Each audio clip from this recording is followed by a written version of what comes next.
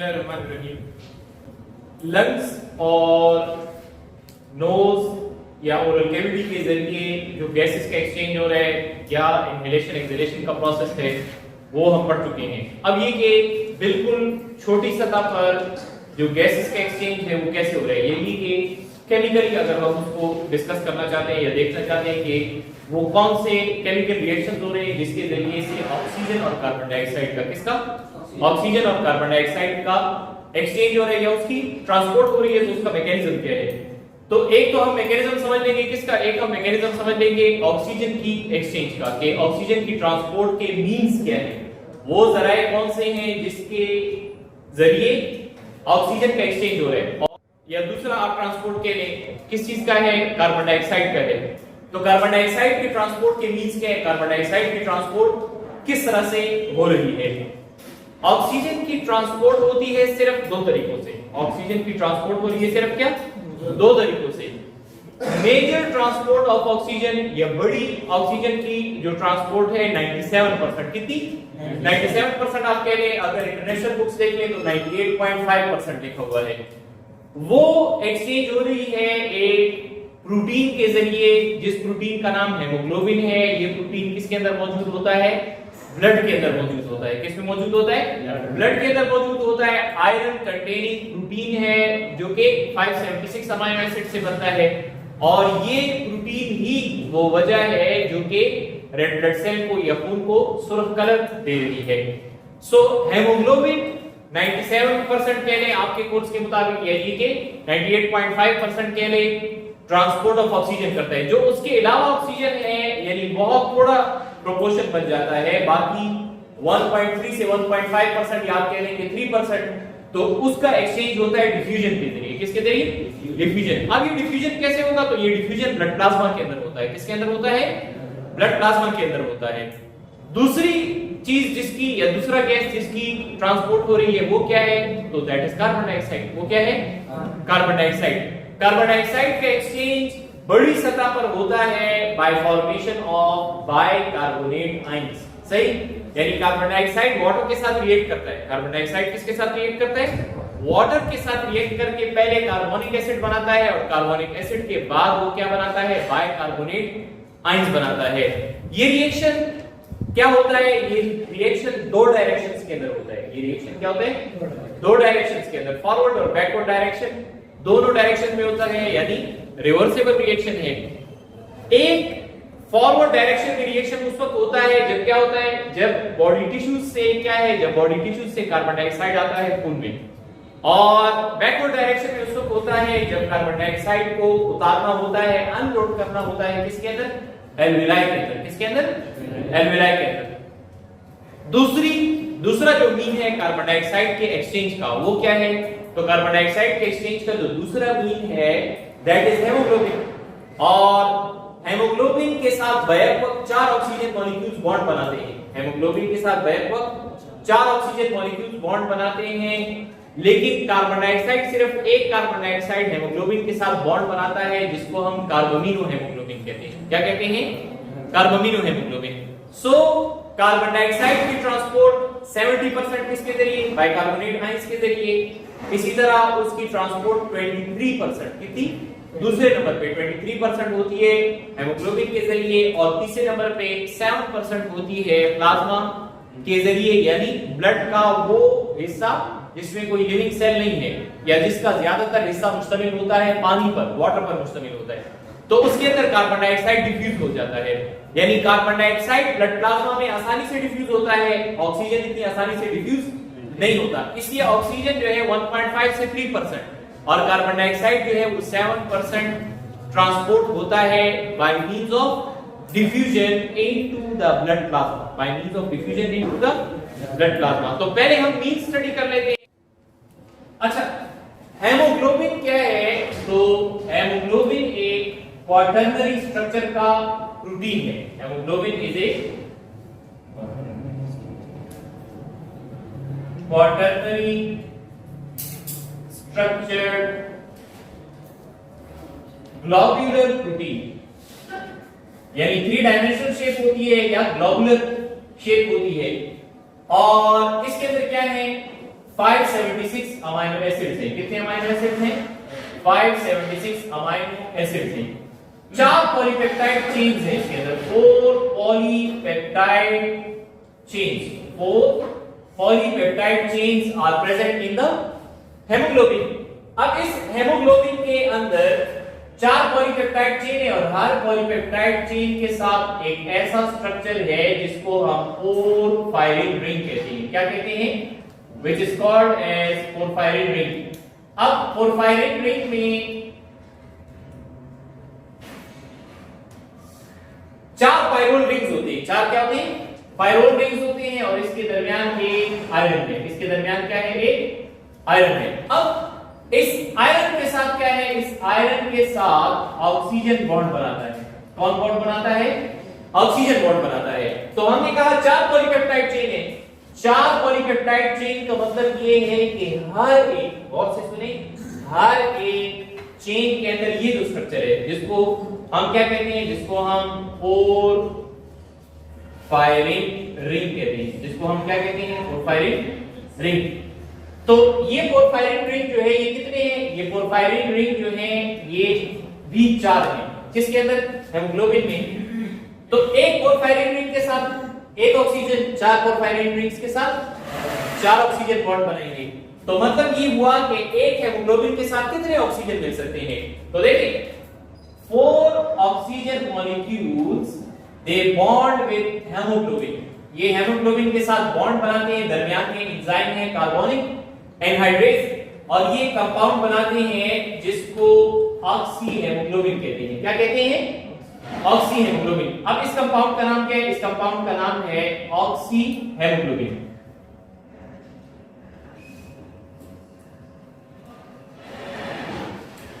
सो oxy haemoglobin उस वक्त बनता है जब एल्वेलाई में, ये उस वक्त बनता है जब क्या? एल्वेलाई में ऑक्सीजन की कंसंट्रेशन ज्यादा हुई। ऑक्सीजन की कंसंट्रेशन कैसे ज्यादा हुई? आपने इनहेलेशन की, समझ आ गई? एयर को अंदर ले गए, जैसे कल हमने स्टडी किया। तो अब ये कि ऑक्सी हेमोग्लोबिन ने क्या किया? ऑक्सी हेमोग्लोबिन की फॉर्मेशन उस वक्त हुई जब एल्वेलाई के अंदर ऑक्सीजन की कंसंट्रेशन ज्यादा थी और ब्लड के अंदर हेमोग्लोबिन के पास ऑक्सीजन की मिकदार कम थी। सही, तो उसने ऑक्सीजन वो अपने साथ क्या कर लिया? जोड़ लिया। दूसरी जो ट्रांसपोर्ट हो रही है ऑक्सीजन की वो किसके जरिए से हो रही है? तो वो हो रही है बाय डिफ्यूजन इन प्लाज्मा। तो प्लाज्मा के अंदर जो डिफ्यूजन है, डिफ्यूजन हम कहते हैं इसको है कि किसी मॉलिक्यूल, समझ आ गई? या जैसे एयर कह रहे हैं, गैसेस हैं तो वो हायर कंसंट्रेशन से जा रही है किसमें? लोअर कंसंट्रेशन के अंदर जा रही है। एक बात तो ये होगी। दूसरा अब क्या है? दूसरा हम पढ़ते हैं transport of carbon dioxide. Transport of carbon dioxide. So जो कार्बन डाइऑक्साइड का ट्रांसपोर्ट है ये कैसे हो रहा है? कार्बन डाइऑक्साइड का ट्रांसपोर्ट हमने कहा 3 तरह से हो रहा है। कैसे हो रहा है? 3 तरह से हो रहा है। एक होता है through bicarbonate ions. Bicarbonate ions जो है उनके जरिए से क्या हो रहा है? बाइकार्बोनेट आयंस के जरिए से ट्रांसपोर्ट हो रही है या एक्सचेंज हो रहा है। तो ये कैसे होते हैं? देखिए कार्बन डाइऑक्साइड वाटर के साथ, वाटर कहां पर है? वाटर रेड ब्लड सेल के अंदर है। किसके अंदर है?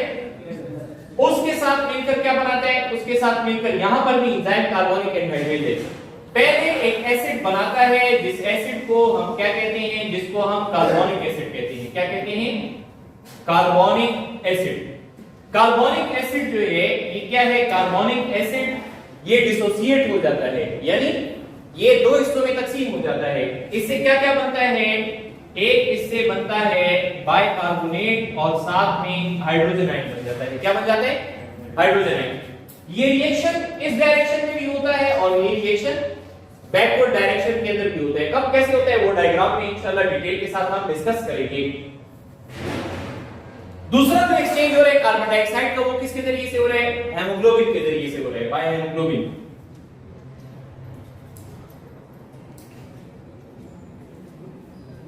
और हेमोग्लोबिन के जरिए से जो एक्सचेंज हो रहा है तो ये कैसे होगा, ये सिंपल ये कि कार्बन डाइऑक्साइड मॉलिक्यूल हेमोग्लोबिन के साथ मिलकर क्या बनाता है, कार्बामिनो हेमोग्लोबिन बनाता है, कार्बामिनो हेमोग्लोबिन बनाता है। तीसरा जो मीन है जिसके जरिए से कार्बन डाइऑक्साइड का एक्सचेंज हो रहा है वो क्या है, तो वो बाय डिफ्यूजन।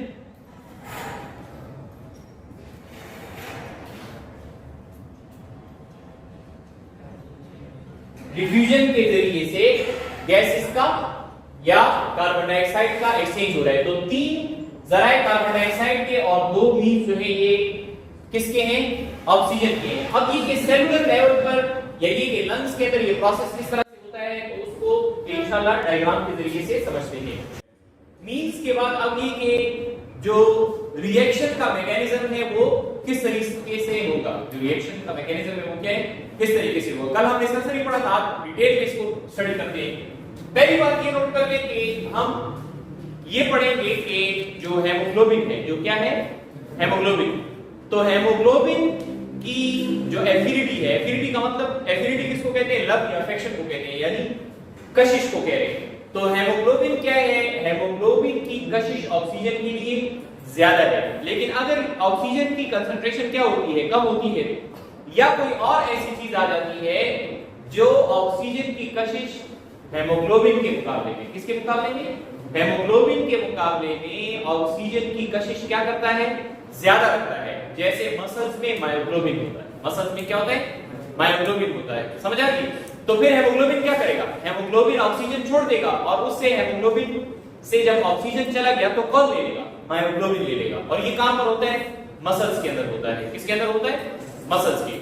बिलफर्ज किसी जगह पर, चाहे बॉडी टिश्यूज हैं या मसल्स हैं, वहां पर ऑक्सीजन यूटिलाइज हो गया और ऑक्सीजन अब मयसर नहीं है, ऑक्सीजन अब मयसर नहीं है, तो फिर हेमोग्लोबिन वो क्या करता है, एफिनिटी शो करता है, लेकिन ऑक्सीजन के मुकाबले में कम, ऑक्सीजन के मुकाबले में कम एफिनिटी शो करता है। किसके लिए, कार्बन डाइऑक्साइड के लिए। तो अगर ऑक्सीजन नहीं होगा तो हेमोग्लोबिन किसके साथ बॉन्ड बना लेगा, कार्बन डाइऑक्साइड के साथ बॉन्ड बना लेगा। समझ आ गई। तो पहला पॉइंट आप हेमोग्लोबिन के मुताबिक जो है वो समझते हैं।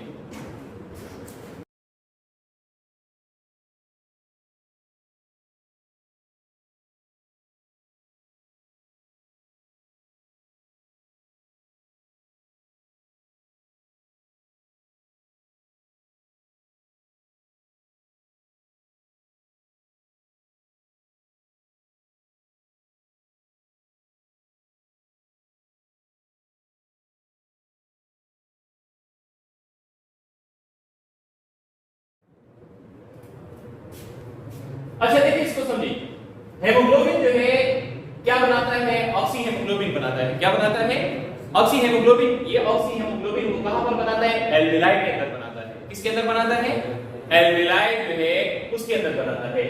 फिर ये कि ऑक्सीजन डिसोसिएट होगा कहां पर, oxygen is dissociated at body tissues. क्यों, जैसे मिसाल के तौर पे मसल्स हैं, तो ऑक्सीजन हेमोग्लोबिन से क्यों चला गया, हेमोग्लोबिन से इसलिए चला गया कि मसल्स में मायोग्लोबिन मौजूद है और मायोग्लोबिन की एफिनिटी किसके लिए, मायोग्लोबिन की एफिनिटी ऑक्सीजन के लिए हेमोग्लोबिन के मुकाबले में ज्यादा है। तीसरा ये कि अगर तो ऑक्सीजन का पार्शियल प्रेशर क्या है, कम है, तो हेमोग्लोबिन अब किसके साथ बॉन्ड बना लेगा, कार्बन डाइऑक्साइड के साथ बॉन्ड बनाकर कार्बामिनो हेमोग्लोबिन बना लेगा। यही ब्लड जिसने कार्बामिनो हेमोग्लोबिन बनाया है, ये खून जब वापस एल्वेलाई आएगा, कहां पर आएगा, वापस एल्वेलाई में आ जाएगा, तो ये फिर से क्या करेगा, कार्बन डाइऑक्साइड को छोड़ देगा और एल्वेलाई में चूंकि ऑक्सीजन की कंसंट्रेशन ज्यादा है या उसका पार्शियल प्रेशर ज्यादा है, तो वो दोबारा से क्या बनाएगा, दोबारा से ऑक्सी हेमोग्लोबिन बना लेगा। क्या बना लेगा, ऑक्सी हेमोग्लोबिन बना लेगा।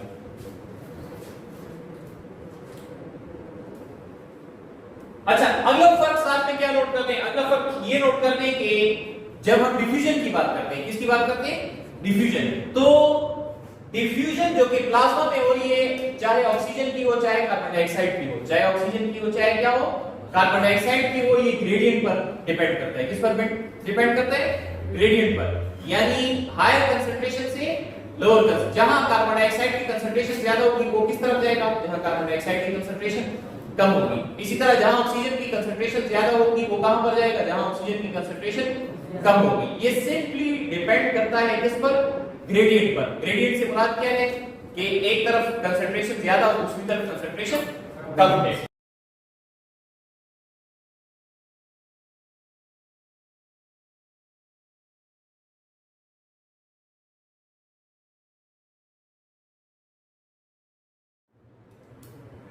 अच्छा, अब ये कि इसके बाद तीसरा पॉइंट आप समझे क्या? तीसरा पॉइंट आप ये समझे कि जो रिएक्शन है जिसके अंदर एंजाइम, वैसे तो ऑक्सी हेमोग्लोबिन के बनने में भी कार्बोनिक एनहाइड्रेट यूज होता है, लेकिन दूसरा जो रिएक्शन है जिसमें कार्बोनिक एनहाइड्रेट यूज होता है उसमें कार्बन डाइऑक्साइड बॉन्ड बनाता है किसके साथ? कार्बन डाइऑक्साइड बॉन्ड बनाता है विद द किसके साथ? वाटर के साथ। और कार्बोनिक एसिड पहले बनता है और फिर उससे क्या बनते हैं? फिर उससे बाइकार्बोनेट आयंस बनते हैं। क्या बनते हैं? बाइकार्बोनेट आयंस जो है उससे बनते हैं। अब ये रिएक्शन मैंने आपको कल बताया था कि दो डायरेक्शंस के अंदर होता है। कैसे होता है इसको भी कर सकते।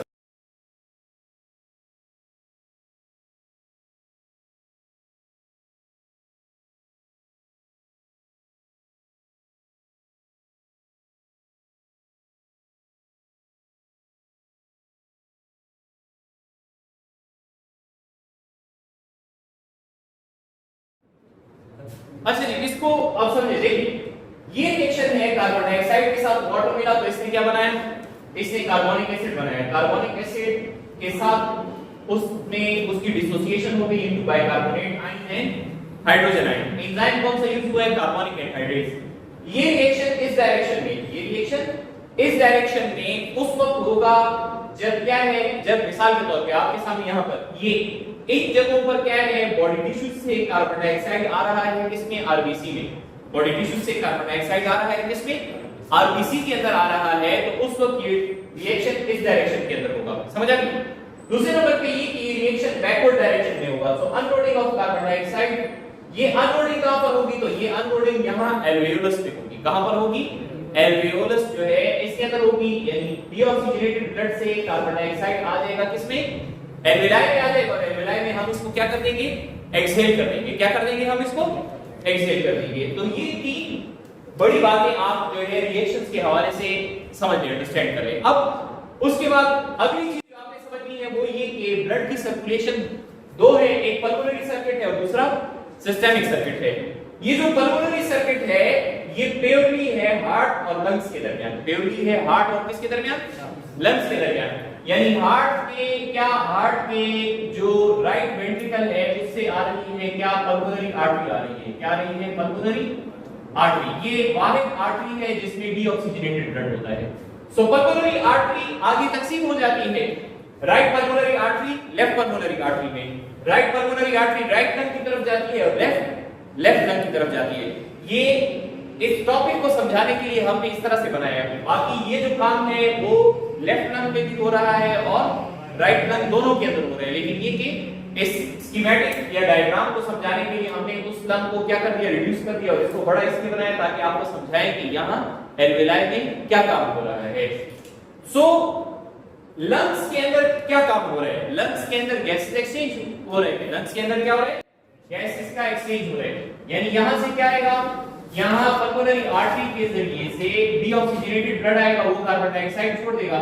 उसके बदले में वो क्या ले लेगा? उसके बदले में वो ऑक्सीजन ले लेगा और ऑक्सीजन आ जाएगा अब किसमें? पल्मोनरी वेन में। तो वाहिद वेन जिसके अंदर ऑक्सीजनेटेड ब्लड होता है। So pulmonary vein, left pulmonary vein, right pulmonary vein, ये दोनों आ जाएंगे लेफ्ट ऑरिकल में। किसमें आ जाएंगे? लेफ्ट ऑरिकल, वहां से लेफ्ट वेंट्रिकल। फिर एओर्टा के जरिए ऑक्सीजनेटेड ब्लड पूरे बॉडी की तरफ उसकी सप्लाई होगी। अब ये जो ऑक्सीजनेटेड ब्लड है ये किसका है? ये सिस्टेमिक सर्किट का है। ये किसका है? सिस्टेमिक सर्किट का है। सिस्टेमिक सर्किट हार्ट और पूरे जिस्म के दरमियान है, सिवाय किसके? सिवाय लंग्स के। समझ आ गई? और हार्ट और लंग्स के दरमियान जो लूप बना हुआ है या सर्किट बना हुआ है वो डेडिकेटेड है, यानी वो सिर्फ हार्ट और लंग्स के दरमियान है, जिसको हम पल्मोनरी सर्किट कहते हैं। यहां तक समझ आ गई बात? अब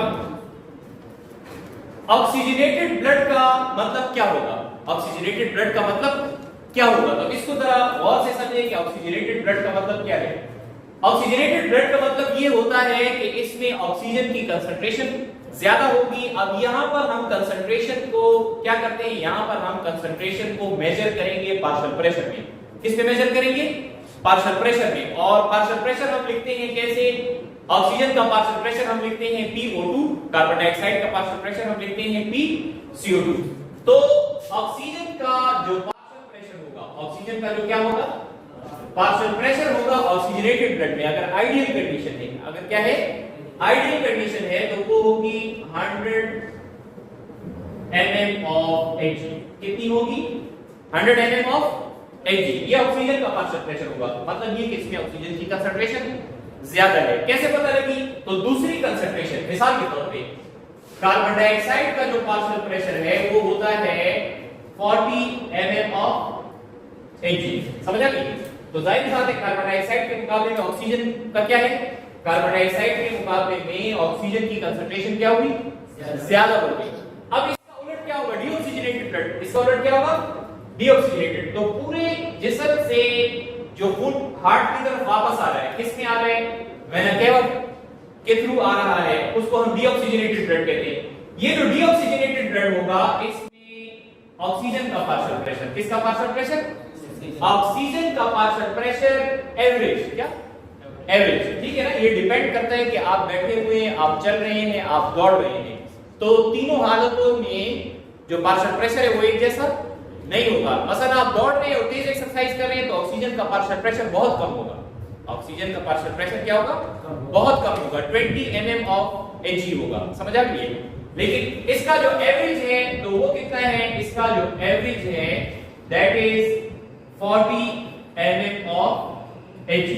और इसी तरीके से अगर हम कार्बन डाइऑक्साइड का पार्शियल प्रेशर ले लें, किसका पार्शियल प्रेशर ले लें, कार्बन डाइऑक्साइड का, तो कार्बन डाइऑक्साइड का पार्शियल प्रेशर होगा 46 mm ऑफ Hg। अब यहां पर आप गौर करें, देखिए हम क्या नोट कर रहे हैं या हम क्या देख रहे हैं, हम ये देख रहे हैं कि वो चीज जिसको हमने डीऑक्सीजनेटेड कहा, क्या कहा, तो डीऑक्सीजनेटेड हमने इसको इसलिए कहा कि इसके अंदर ऑक्सीजन का क्या है, पार्शियल प्रेशर कम है, किसके मुकाबले में, कार्बन डाइऑक्साइड के मुकाबले में। किसके मुकाबले में, कार्बन डाइऑक्साइड के मुकाबले में ऑक्सीजन का पार्शियल प्रेशर कम है, इसलिए हमने इसको क्या कहा, डीऑक्सीजनेटेड ब्लड कहा। क्या कहा इसको, डीऑक्सीजनेटेड ब्लड जो है वो कहा। अब ये डीऑक्सीजनेटेड कैसे हो गया, ये डीऑक्सीजनेटेड कैसे हो गया, तो ये डीऑक्सीजनेटेड कैसे हुआ, या इसमें कार्बन डाइऑक्साइड का पार्शियल प्रेशर इंक्रीज कैसे हुआ, तो वो इस तरह हुआ कि आरबीसी, ये क्या है, this is red blood cell, blood के अंदर जो आरबीसी है उसने क्या किया, ब्लड के अंदर जो आरबीसी है उसने ऑक्सीजन दे दिया बॉडी टिश्यू, ऑक्सीजन दे दिया किसको, बॉडी टिश्यूज को दे दिया। समझ आ गई। और बॉडी टिश्यूज ने क्या किया, या मसल्स ने क्या किया, उसने कार्बन डाइऑक्साइड दे दिया इसको, उसने कार्बन डाइऑक्साइड दे दिया क्या, इसको। समझ आ गई। तो अब देखें बॉडी टिश्यूज के अंदर कार्बन डाइऑक्साइड की कंसंट्रेशन क्या है, ज्यादा है, क्योंकि उसके अंदर क्या है, सेलुलर रेस्पिरेशन हुई है, जिसके नतीजे में क्या बना है, कार्बन डाइऑक्साइड बना है। अब वो क्या करेगा, वो ये करेगा कि कार्बन डाइऑक्साइड देगा किसको, कार्बन डाइऑक्साइड देगा आरबीसी को, कार्बन डाइऑक्साइड देगा किसको, आरबीसी को। वही रिएक्शन हमने यहां पर डिस्कस किया, उसको इधर लिखते हैं। देखिए कार्बन डाइऑक्साइड मिल जाएगा किसके साथ, वाटर के साथ, और ये क्या बनाएगा, ये बनाएगा कार्बोनिक एसिड बनाएगा। कार्बोनिक एसिड डिसोसिएट हो जाएगा इनटू क्या, कार्बोनिक एसिड डिसोसिएट हो जाएगा into bicarbonate ions plus hydrogen ion, plus क्या, हाइड्रोजन आयन। अब इस हाइड्रोजन आयन के साथ क्या होगा, तो देखिए ये हाइड्रोजन आयन जाकर क्या बना देता है, ये हाइड्रोजन आयन हेमोग्लोबिन के साथ मिलकर, किसके साथ मिलकर, हेमोग्लोबिन के साथ मिलकर क्या बनाता है, हेमोग्लोबिन के साथ मिलकर HHB बनाता है, हेमोग्लोबिनिक एसिड बनाता है। क्या बनाता है, हेमोग्लोबिनिक एसिड। लेकिन ये हेमोग्लोबिनिक एसिड अकेला नहीं बना, असल में क्या था, असल में ये था कि जो ऑक्सी हेमोग्लोबिन था, जो क्या था, जो ऑक्सी हेमोग्लोबिन था, उसने क्या किया, उसने हाइड्रोजन के साथ रिएक्शन किया, तो ऑक्सीजन उसने दे दिया बॉडी टिश्यूज को, ऑक्सीजन उसने दे दिया किसको? बॉडी टिश्यूज जो है उसको दे दिया। ऑक्सीजन आ जाएगा बॉडी टिश्यूज के पास और जो हेमोग्लोबिन है वो हाइड्रोजन के साथ बॉन्ड बनाकर क्या बना देगा? हेमोग्लोबिनिक एसिड बना देगा, HHB। हेमोग्लोबिनिक एसिड जो है उसकी फॉर्मेशन कर देगा। ये तो हमने डिस्कस किया कि इसमें हाइड्रोजन के साथ क्या हुआ। ये जो बाइकार्बोनेट आयन है, जो क्या है? बाइकार्बोनेट आयन है, ये क्या करेगा? तो बाइकार्बोनेट आयन किससे? बाइकार्बोनेट आयन आरबीसी से बाहर आ जाएगा। आरबीसी से क्या हो जाएगा? बाहर आ जाएगा। ये काम क्यों हो रहा है? तो इसको हम कहते हैं बफर मैकेनिज्म। इसको हम क्या कहते हैं? ये बफर मैकेनिज्म मेन रोल इसमें हेमोग्लोबिन का है और दूसरा रोल हेम्बर्गर फिनोमिनन का है या क्लोराइड आयन शिफ्ट का है, जिसके जरिए से ब्लड के पीएच को नॉर्मल पर मेंटेन रखा जा रहा है, यानी ब्लड के पीएच को 7.4 पर मेंटेन रखा जा रहा है। ब्लड के पीएच को किस पर मेंटेन रखा जा रहा है? 7.4 पर मेंटेन रखा जा रहा है। तो देखिए यहां पर खास तरह का प्रोटीन है जिसको हम कहते हैं बाइकार्बोनेट आयन कैरियर प्रोटीन, या इनको हम ऑपोजिट आयन एक्सचेंजर भी कहते हैं। अब इनके जरिए से क्या होगा? इस प्रोटीन जो है इसके जरिए से बाइकार्बोनेट बाहर आ गया। बाइकार्बोनेट क्या हो गया?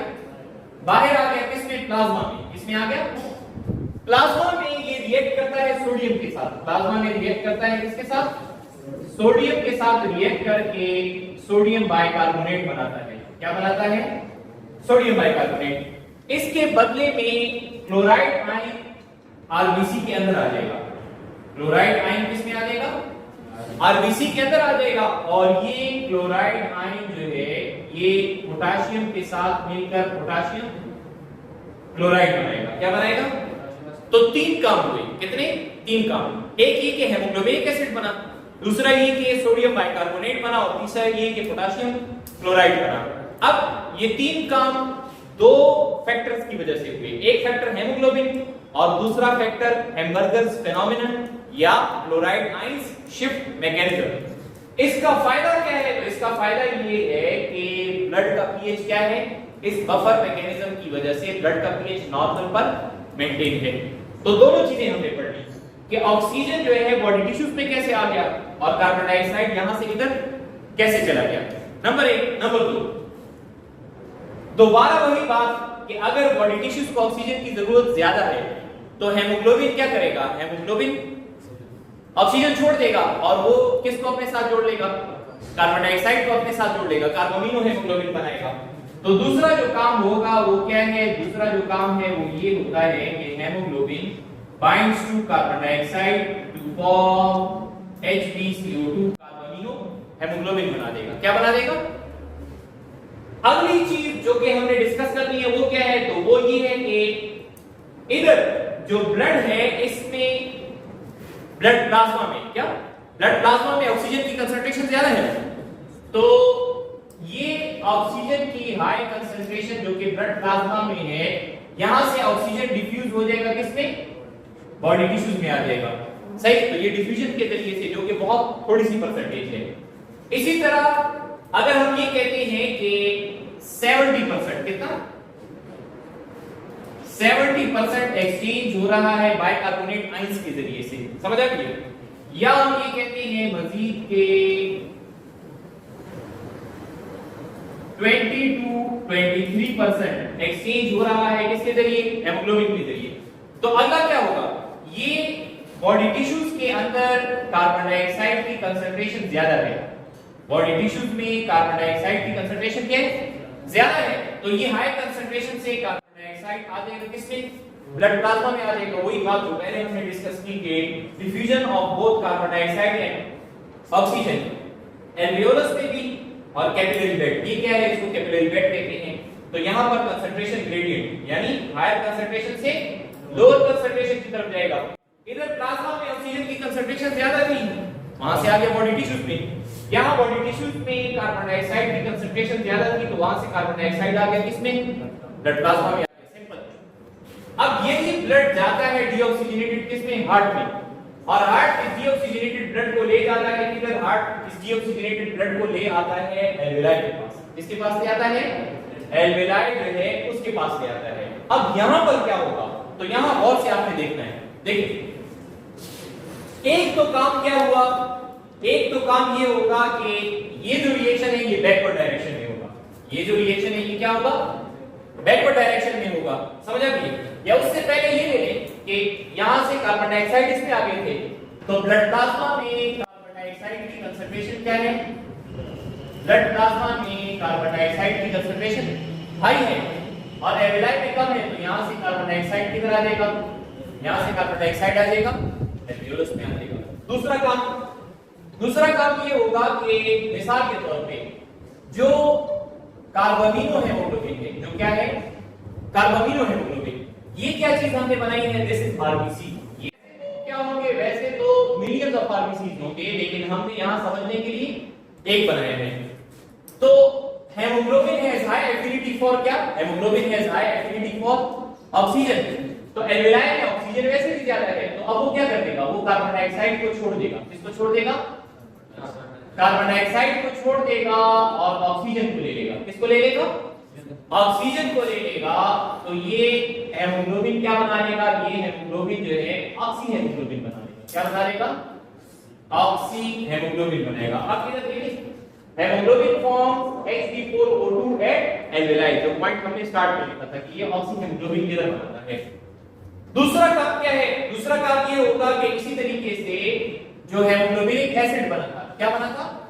हेमोग्लोबिनिक एसिड।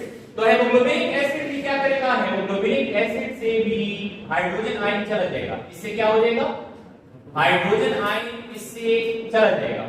और ये जो है ये भी क्या करेगा, ये भी ऑक्सीजन के साथ बॉन्ड बनाकर क्या बना देगा, ऑक्सी हेमोग्लोबिन बना लेगा। क्या बना लेगा? ऑक्सी हेमोग्लोबिन बना लेगा। अब अगला सवाल कि ये तो काम हो गया, जो प्रोडक्ट एक्सचेंज हो रहा है 70% बाइकार्बोनेट आयन वाला, उसके साथ क्या होगा? तो ये हाइड्रोजन अब क्या है, ये हाइड्रोजन अब मिलेगा किसके साथ, ये हाइड्रोजन जो है ये मिलेगा बाइकार्बोनेट आयन के साथ। किसके साथ? बाइकार्बोनेट आयन के साथ। तो बाइकार्बोनेट आयन के साथ मिलकर ये क्या बना देगा, ये बनाएगा कार्बोनिक एसिड बनाएगा। पहले क्या बनाएगा, और कार्बोनिक एसिड के बाद क्या करेगा, कार्बोनिक एसिड के बाद वाटर बनेगा और वाटर के साथ क्या बनेगा, कार्बन डाइऑक्साइड। ये कार्बन डाइऑक्साइड किधर आ जाएगा, ये कार्बन डाइऑक्साइड भी एल्वेओलस में आ जाएगा। किस में आ जाएगा? प्लाज्मा वाला भी आ गया, बाइकार्बोनेट आयन वाला भी आ गया और कार्बामिनो हेमोग्लोबिन वाला भी आ गया। ये रिएक्शन बैकवर्ड डायरेक्शन में हुआ, वो कंसंट्रेशन ग्रेडियंट की वजह से हुआ। किसकी वजह से हुआ? Concentration gradient. और तीसरा ये कि कार्बन डाइऑक्साइड जो है उसके लिए हेमोग्लोबिन की एफिनिटी ज्यादा नहीं है, बल्कि किसके लिए ज्यादा है, ऑक्सीजन के लिए ज्यादा है। तो उसने कार्बन डाइऑक्साइड छोड़ दिया, ऑक्सीजन ले लिया। ये है unloading of carbon dioxide, this is unloading of carbon dioxide. अब एक चीज रह गई, सिर्फ क्या रह गई, एक चीज रह गई जिसको हमने डिस्कस करना है। वो क्या है, तो वो सिंपल ये कि एल्वेलाई में ऑक्सीजन की कंसंट्रेशन क्या है, ज्यादा है, और ब्लड में देखिए ब्लड के अंदर ऑक्सीजन का कंसंट्रेशन क्या है, कम है। तो अब इसमें क्या आ जाएगा, इसके अंदर आ जाएगा ऑक्सीजन, यहां पर आ जाएगा। यहां तक बात समझ आ गई? तो हमने ये कहा कि ये डीऑक्सीजनेटेड ब्लड हार्ट में आया और हार्ट से आया किधर, लंग्स की तरफ।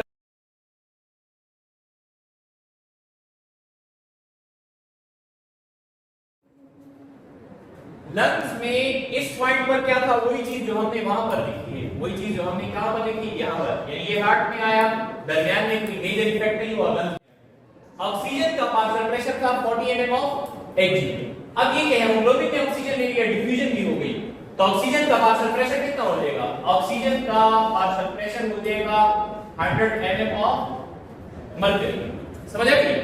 और कार्बन डाइऑक्साइड का पार्शियल प्रेशर नीचे गिर जाएगा और ये आ जाएगा कितने पर, ये आ जाएगा 40 mm ऑफ Hg। अब ये जो वो खून जिसमें ऑक्सीजन की कंसंट्रेशन ज्यादा है, ऑक्सीजन की कंसंट्रेशन ज्यादा है और कार्बन डाइऑक्साइड की कंसंट्रेशन कम है, वो आया हार्ट के पास और हार्ट के लेफ्ट ऑरिकल से लेफ्ट वेंट्रिकल में और लेफ्ट वेंट्रिकल से एओर्टा के जरिए पूरे बॉडी की तरफ उसकी क्या होगी, सप्लाई होगी। तो यहां इसमें अब हमने डिटेल से दोनों चीजों को समझ लिया कि पहली बात क्या, पहली बात ये कि जो मीन्स हैं वो क्या है, और दूसरा ये कि मैकेनिज्म क्या है, यानी लोडिंग ऑफ ऑक्सीजन, इसी तरह unloading of carbon dioxide at alveoli. दूसरा ये कि unloading of oxygen at capillary beds या बॉडी टिश्यूज या विद मसल्स, और लोडिंग ऑफ कार्बन डाइऑक्साइड। तो दोनों जो चीजें हैं, और ऑक्सीजन के दो जराए, कार्बन डाइऑक्साइड के 1 2 3 जराए, तीनों को आपने समझ लिया।